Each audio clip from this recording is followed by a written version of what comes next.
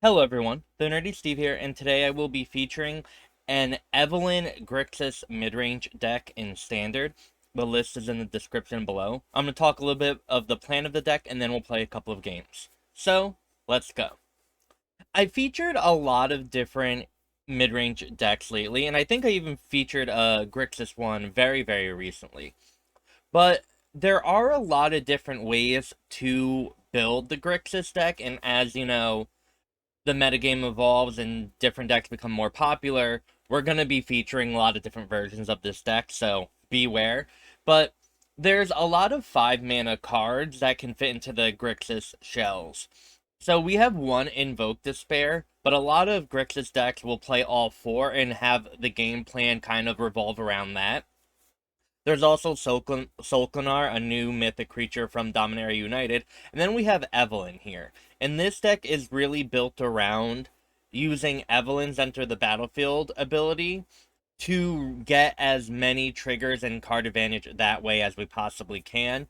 And so that's kind of what informs a lot of the choices of this deck. We have a lot of vampires with Corpse Appraiser, Bloodtithe Harvester, and the token from Sorin the Mirthless. And Evelyn's ability can also be triggered by Fabling of the Mirror Breaker, or Kiki-Jikiing. I don't know what the correct verb is there, but Kiki-Jikiing a vampire to make another copy of it, right? And that's kind of it. It's very similar shell to a lot of other Grixis mid-range decks, but we're kind of going not all in on the vampire thing. We could probably maybe fit one more Evelyn the Covetous if we really wanted to, but enough to make it enough focuses on Evelyn to put, more Bloodtithe Harvesters and the Sorin, right? To just try and maximize her as much as we possibly can. But, same, song and dance that we've been doing. A lot of removal early on in counter magic so we can 1-for-1 our opponent. And then eventually we want Corpse Appraiser and Evelyn and Invoke to grant us a lot of card advantage so we can then overwhelm our opponent and kill them that way. With that being said, let's go play some games. Alright, this seems like a pretty decent hand, right? We have all of our colors of mana. We have, a counter magic on turn 2, so we can interact with our opponent here. Oh, and that removal is really great. This is actually really fantastic how it's gonna play out, because whatever our opponent does, we can either counter it and then Graveyard Trespasser, or destroy it, right? So we will kill a Rabbit Battery here, which is a little underwhelming. A little underwhelming. And now we can decide whether we want to try and draw a card or gain the life. And that's actually a little interesting. I think let's Corpse... No, if we Graveyard Trespasser, we probably won't... We can save damage on Corpse Appraiser next turn. So maybe that's more important than Corpse Appraising this turn. The benefit of Corpse Appraiser this turn is that we can then maybe get a Sheoldred next turn, and Sheoldred would be really good here. It gives us a lot more options for our next turn at 4 mana. We're a Graveyard Trespasser now. We still have an active Trespasser, and it's going to be really good, right? But now we're kind of locked into this. Our opponent missing a land drop, though, is really fantastic, and we're just going to attack. And we'll keep up the voltage surge and make disappear. And this is going to be almost impossible from our opponent to come back from, because we have the counter spell and removal, and then Corpse Appraiser to find something. Our opponent just needs literally the ideal card, specifically being stuck there. And we'll concede, so GG. So, our opponent is on an aggressive red deck. A little bit of a non-shocker, maybe. Bloodthirsty Adversary being a 3/3 with haste is gonna really mess us up. Really mess us up. This is one of the games that is really, really indicative of how powerful being on the play versus being on the draw is. If we are on the play, we have the Make Disappear for Bloodthirsty Adversary, and it's just a very, very different game. Now, we have to figure out what we want to do here. Our opponent not doing anything is a little scary to me. So I don't mind this.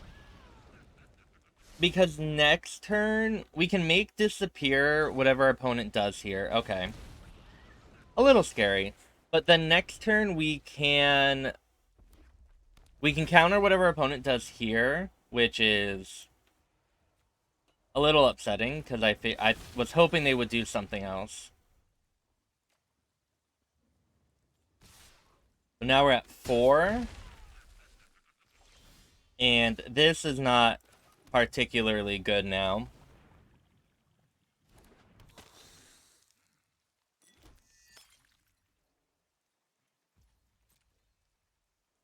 I was hoping our Make Disappear could counter something of theirs, but they were too low curve, because I wanted to be able to double spell, but it's not over yet, but it's pretty over. We would need a Meathook, which we got. And now we can gain some life. We can breathe a little. A Thundering, the 3/3 that attacks and distributes counters would be really, really good for our opponent. Let's get rid of that. Graveyard Trespasser. We get to gain some life.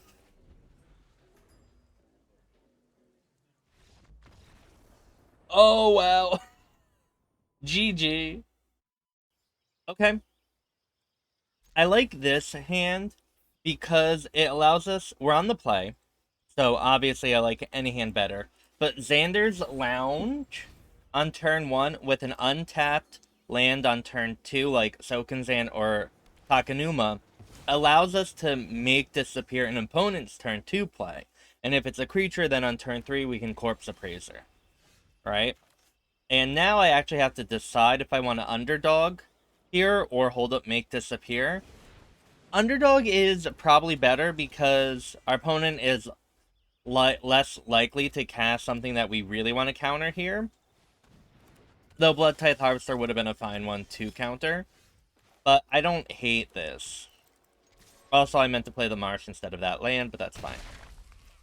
So we have Make Disappear for Fable if our opponent does that. And if we can counter a creature, that would just be really, really wonderful. Yeah, so we'll counter that, and then we get to Corpse Appraiser, get rid of the Harvester, and draw our card.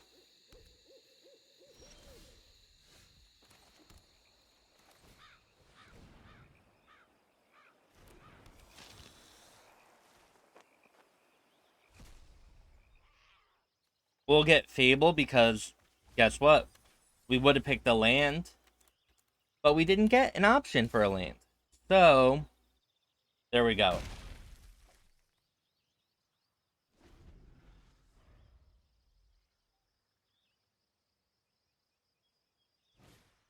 Fable. Our opponent has Fable.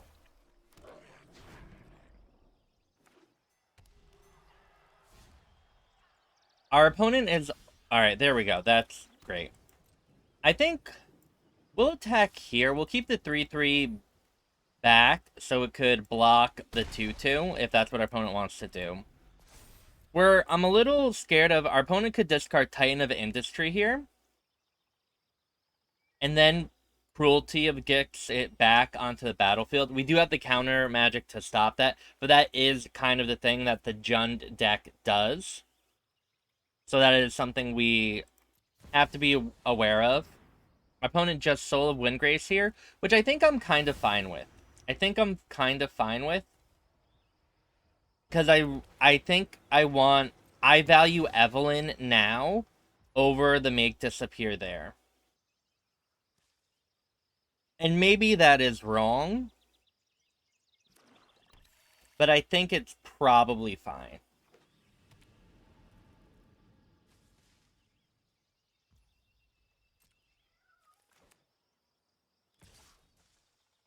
And if our opponent attacks with the Harvester here, that I am going to go and chump with the Evelyn, eat the Harvester up, go nom nom nom. Right, getting 2 lands isn't the... Obviously, we would have rather gotten, like, better cards, right? But it's not exactly the worst thing in the entire world.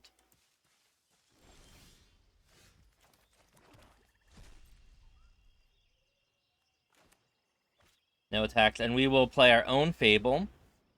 Now, we don't have a double Make Disappear up, which is a little, you know, sad. Because our opponent doesn't have a lot of things that cost a lot of mana. So, an uncasualtied Make Disappear isn't going to be that particularly useful. And that would have also been a reason to maybe counter Soul of Windgrace a turn before instead of Evelyning. Because this is just... Soul of Windgrace attacking makes the Make Disappears much, much worse, right?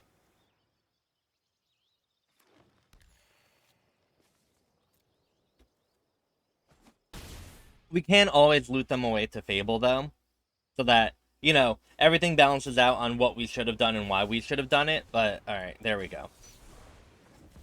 One of the reasons why we wanted to keep the Make Disappear, right? Let's discard 1, 2.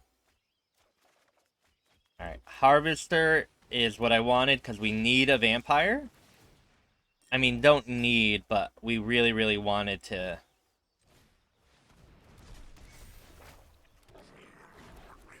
get one.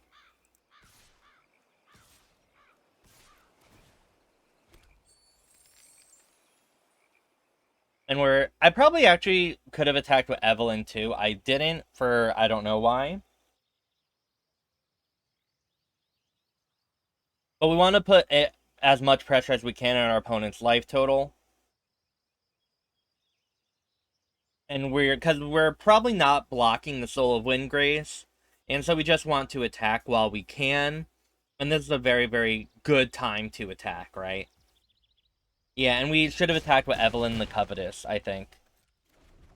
Maybe to force another block.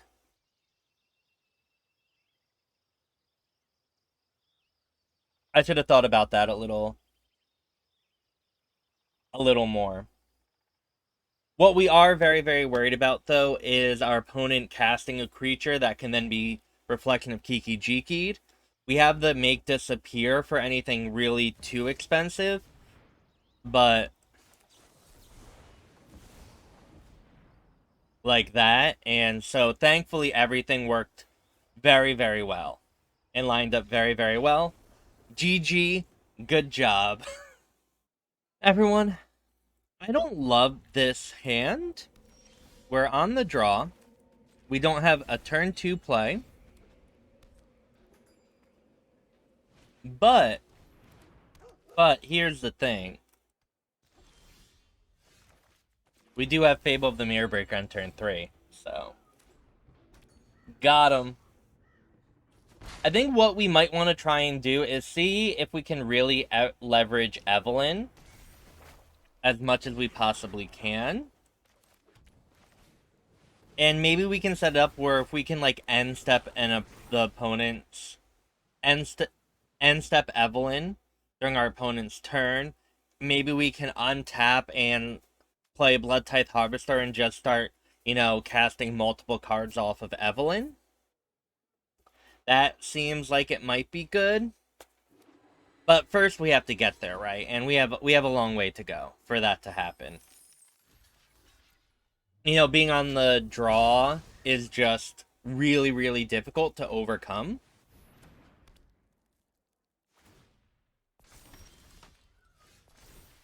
Alright, we can discard these two. And now...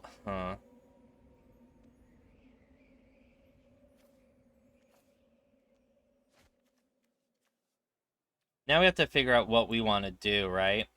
Because I kind of want to keep up a make disappear. Right? Just in case. I don't want to just... Yeah. This is fine.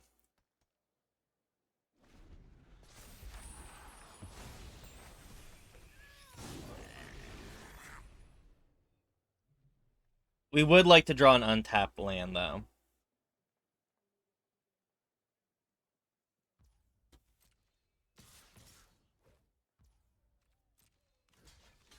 Damn.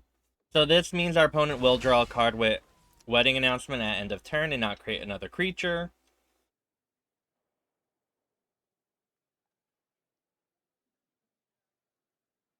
Which could be okay. For one. Okay.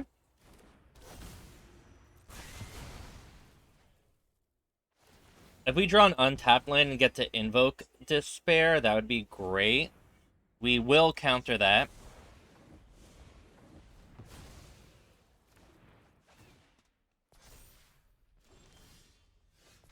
Beautiful.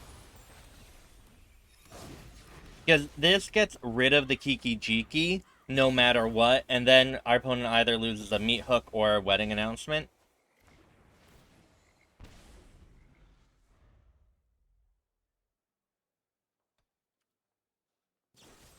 Alright, Infernal Grasp is fine. Spectral Companion, okay. Opponent doesn't have a 5th land yet, which is something to, you know, be aware of.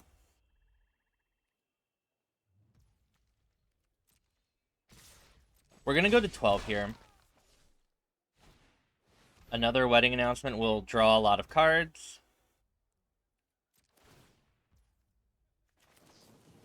Let's activate Evelyn. And see what nonsense we have going on here.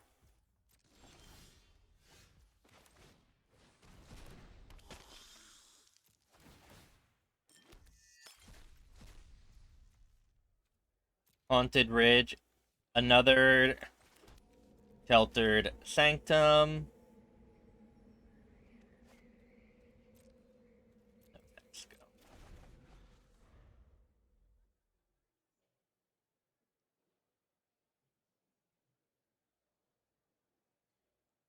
I would have loved to have gotten a Wedding Announcement or really anything relevant besides a land. That makes my life much harder.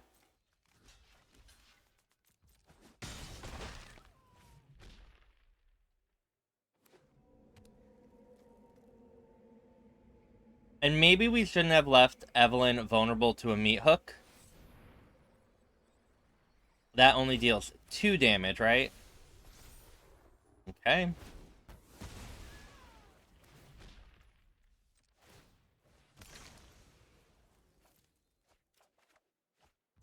Oh, wow.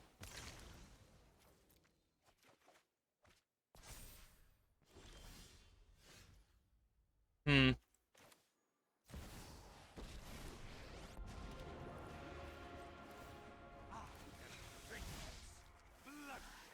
You fight for me now.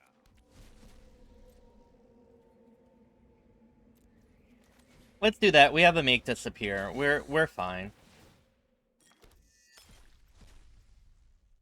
We've only gotten opponents' lands with Evelyn, though. Which is a little upsetting. A little.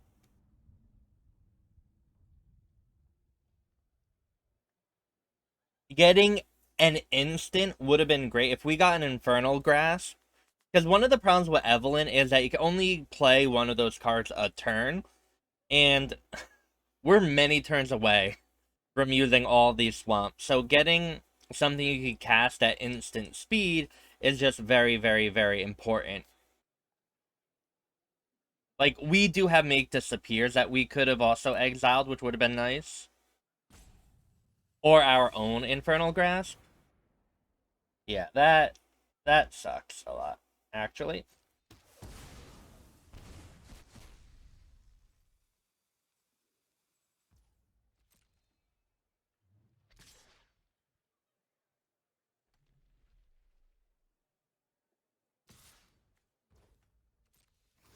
Bam, bam. We go up to 12.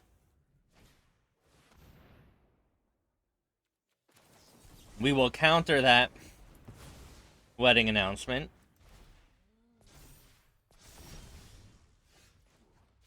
Let's see what we get here. Reveal.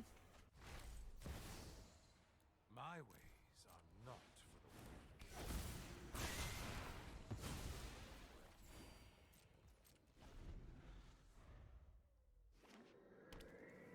Opponent has 7 lands. Oh, Archangel of Wrath. Really good here. I won't let this be over. Let's cycle.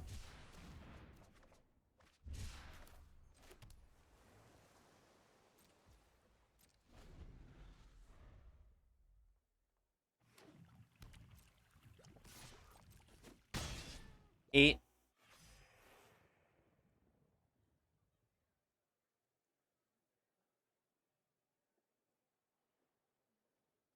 What are we hoping to draw here? I don't know. Feels like we're not in a great spot right now.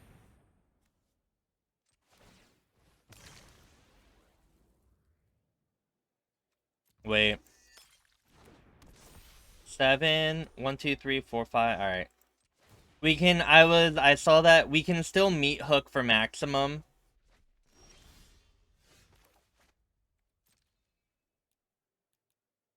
Here. So. And we gain some life, which is nice. And then we get to Corpse Appraiser. Oh, the Archangel got rebought because of Leisa, though. Uh-oh. And a Fable. Fudge. Alright.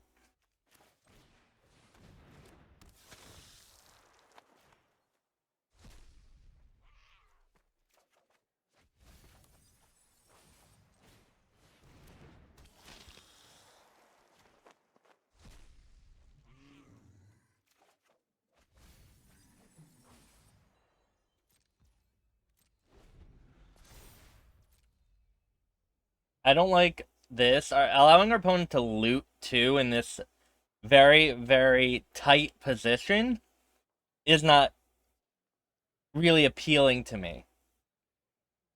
It doesn't make me feel confident.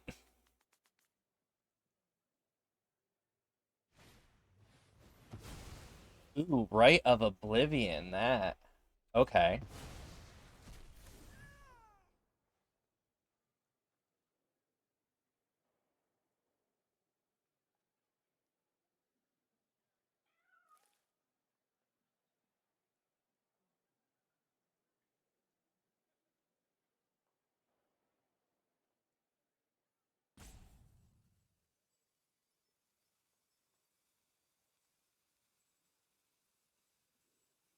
This is interesting.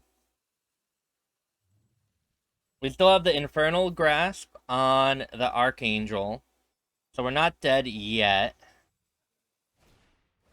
Oh. Wow. Jesus.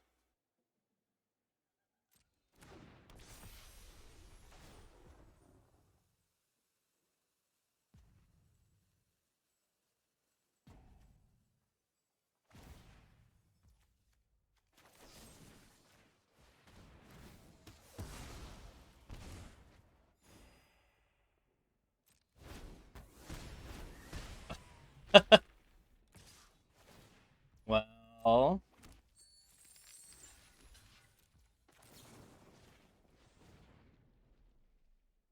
Submit 0. We have 1 draw. What could we get? I have no idea.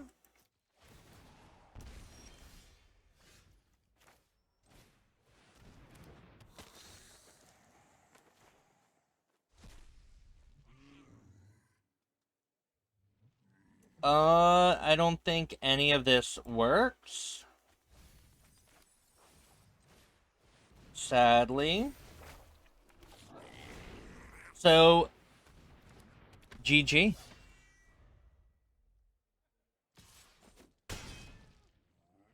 GG. Well, thank you for watching me play some Grixis Evelyn in Standard. I think this deck is pretty good. That last game, though, did really show us the unfortunate randomness associated with Evelyn.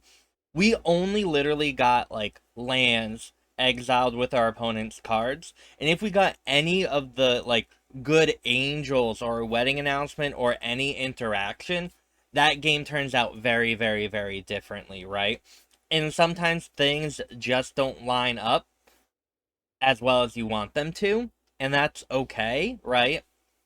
I do think if I were to play this deck more and, you know, edit it and change it up, I'd probably add a little more counter magic and go more on a little more controlling strategy to really, really benefit from Evelyn's flash ability. And I don't know exactly how we would change the deck to suit that, but like my first thought would be like removing Kaito and maybe the underdog and adding Spell Pierce or Negate so we can really, really hold up our mana and do more stuff with it. But I don't know, but that's like my first instinct. Let me know. I don't know. With all that being said, if you haven't already, like, comment, subscribe. Great ways to help support me and my channel. You can watch me stream live at twitch.tv/TheNerdySteve. And yeah, I hope you learned something. I hope this video was entertaining. And thank you so much for watching. And I hope you have a wonderful morning, afternoon, or evening, wherever you are. Bye.